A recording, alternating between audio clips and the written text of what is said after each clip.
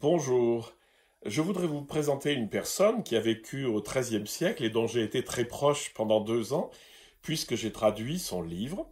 Il s'agit de Mathilde de Magdebourg, on dit aussi Mechtilde.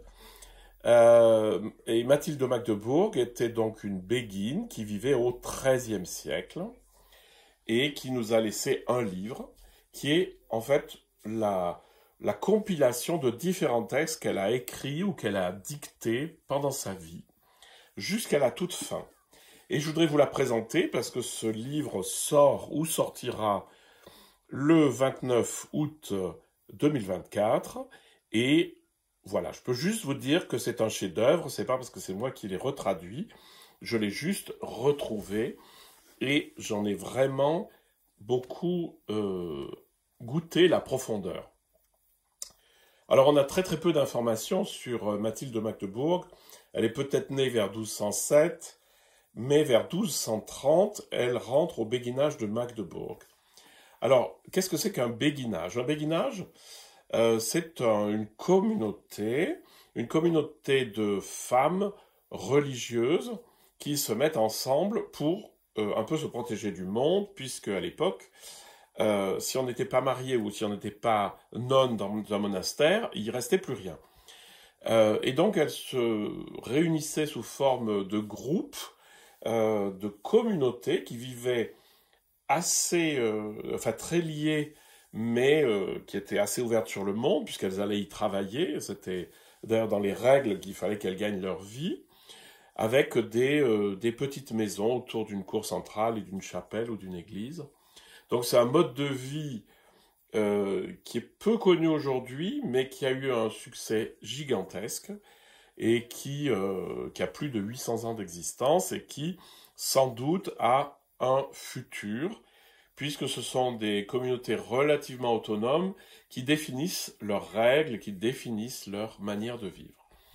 Et Mathilde de Magdebourg est rentrée à Magdebourg, donc, et elle a été très tôt prise par des visions, par des compréhensions de la spiritualité.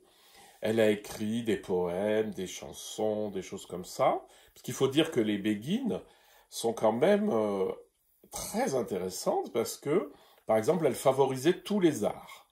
C'est-à-dire, dans les béguinages, on favorisait tous les arts et dans les récréations, on pouvait manifester tous ces arts. Il n'y a qu'un art qui n'était pas pratiqué, c'était la danse.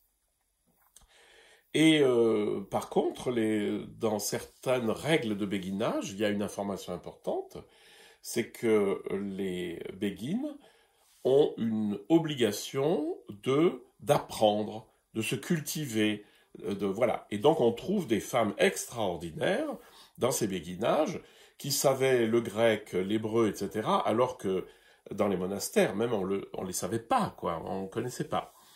Et donc elle est rentrée dans ce béguinage, et puis elle a été assez vite en but à des problèmes avec les prêtres, les clercs, etc., à cause de ses visions.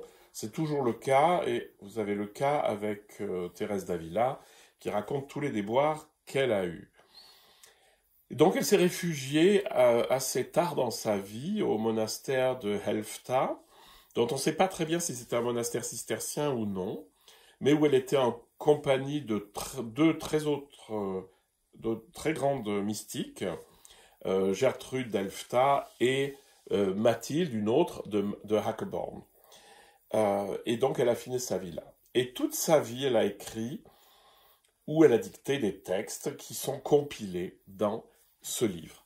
Et dans les vidéos suivantes, je vous partagerai en fait quelques-unes de ces perles, parce qu'elles donnent des informations très importantes sur la vie spirituelle.